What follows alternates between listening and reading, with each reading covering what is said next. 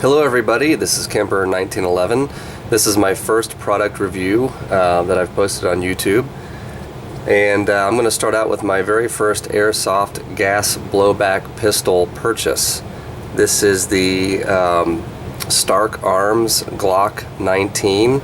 I purchased it from eHobby Asia. And the retail price was $98. I also purchased an additional magazine with the pistol, and I think that was somewhere around the neighborhood of $30-something. So that doesn't include the shipping and the extra fees associated with it. However, that's what they were offering on their website, so I thought I'd take a gamble and purchase it.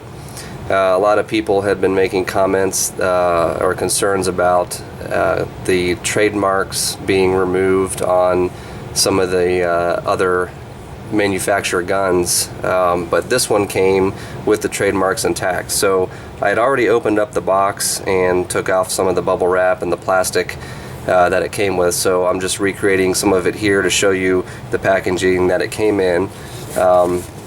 Here's the side of the box. You can see Stark Arms G19 airsoft gas blowback pistol. We open this up.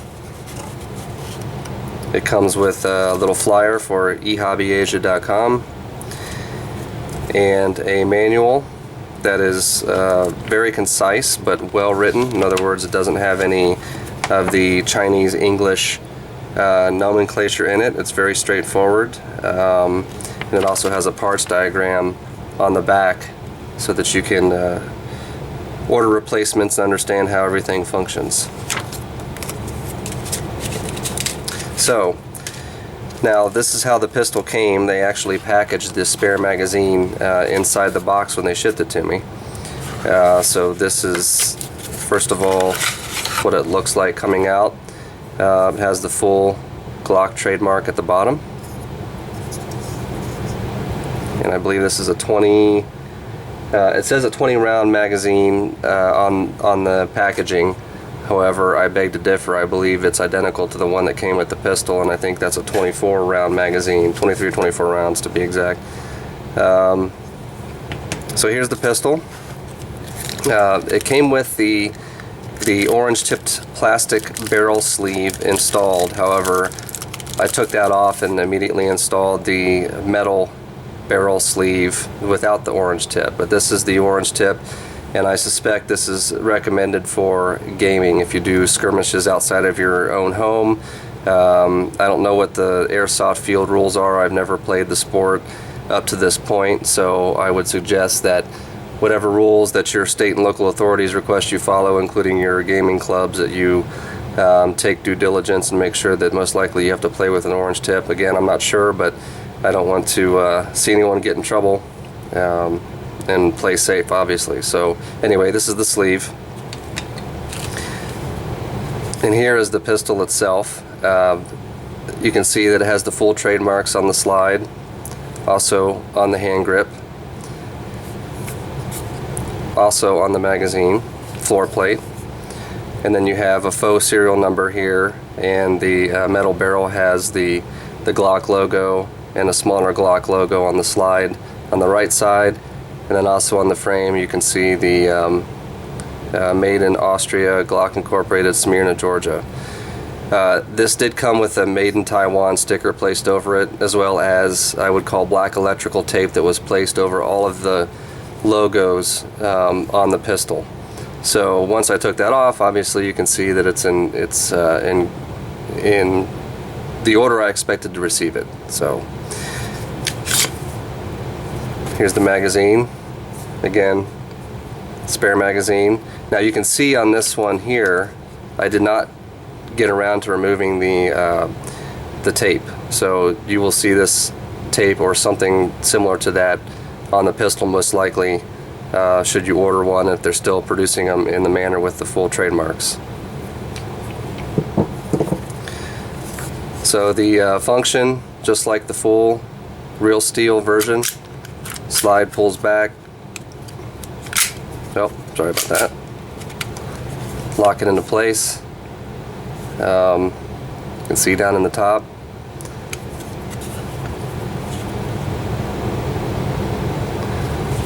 The slide functions very well. It's very smooth. I haven't put any lubrication on it yet. It's light. Obviously, that's probably what you'd expect with an airsoft pistol versus the real firearm. It's well manufactured. You can see it has also the a replica serial number tag at the bottom. When I first fired this pistol, it caught me by surprise because there is a selector switch at the base of the slide on this model right here, that if you move it to the left or the right, you can change semi-automatic to fully automatic fire. So this was in the fully automatic position when I tried to fire it, and I only had 3 BBs in the magazine. So when I pulled the trigger, it fired in rapid succession and caught me by surprise. So kind of a newbie mistake, or if you will, or just learning this firearm or this airsoft pistol. So that's a neat feature. I'm sure I'll enjoy that once I start skirmishing with some friends and getting used to how this pistol functions. But other than that, you can see the sights, traditional sights on there. The grip, everything is like the full scale or the real steel counterpart.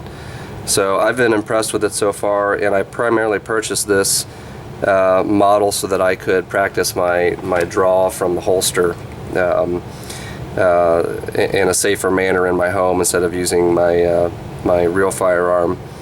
And it gives me an opportunity to skirmish and get into the hobby with some friends that I know that already do it. So I know some of the questions that are coming up, or that I've had, was how well does it compare to the actual Glock? I will show you shortly.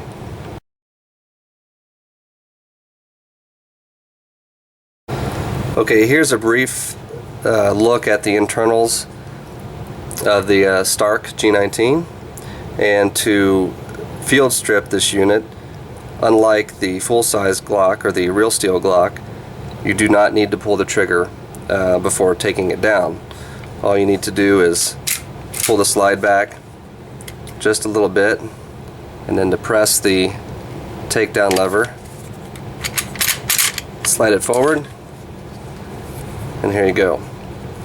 You have your recoil spring here, which comes out like the real steel version. And then here's the hop-up knob right here. And what I showed earlier, this is your semi and full auto switch.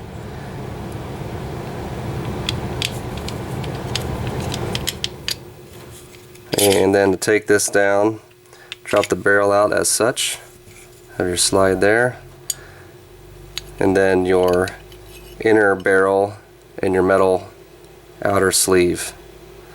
So this is the plastic one that it came with for import and safety regulations. And it was also supplied with the non-orange tip full metal barrel shroud.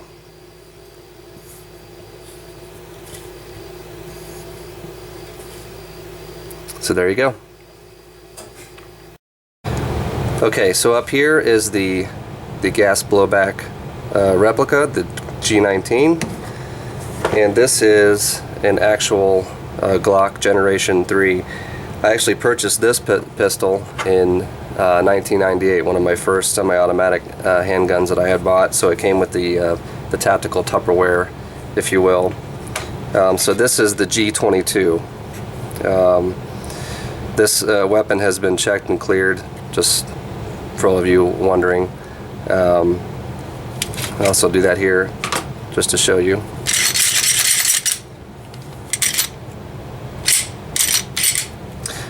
This is the Glock 40, or the Glock 22 and 40 caliber. So this frame's a little bit larger than the one we're comparing it to for the airsoft version. However, you can see that side by side. Someone that knows these firearms could tell the difference with some of the subtleties. For example, you can see some of the metal material here where the cutout is in the upper slide versus the one on the actual Glock that does not have that feature. Very, very close and dead on. In fact, I'm pretty impressed with how true to scale this replica is. When we look at the thicknesses of both in the back, you can see they're very, very similar.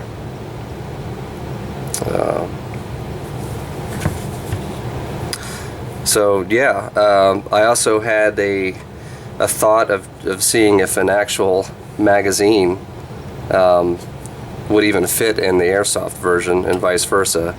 And while they are very close to identical, they do not. So the actual Glock magazine does not fit into the airsoft mag well. There's not enough clearance. So any attempt to do that, I didn't want to take that risk and damaging anything. But anyway, I was just curious. But they are pretty close to the real deal as far as the design, but they are not interchangeable even for looks. At least I haven't had that success with these two particular pistols.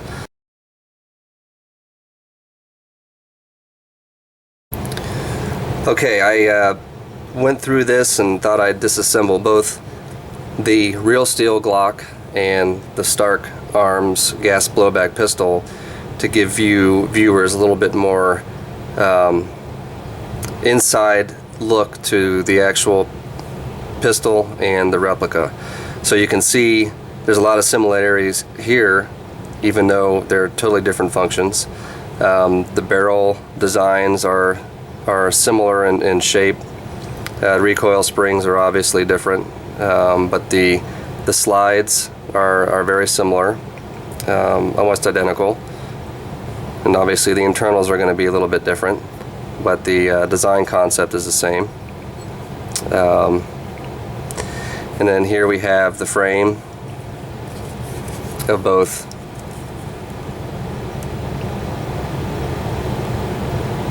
So again, these are convincingly replicated. I'm impressed with what Stark Arms has put out there for the G19. And again, this is kind of the field strip side-by-side comparison of a real Glock and the replica Stark Arms model.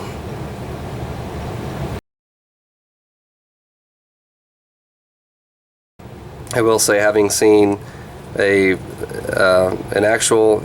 the owner of an actual Glock and the airsoft version, they are pretty dead on. So I'm impressed. I'm happy with the purchase, and we'll see as we move forward. And I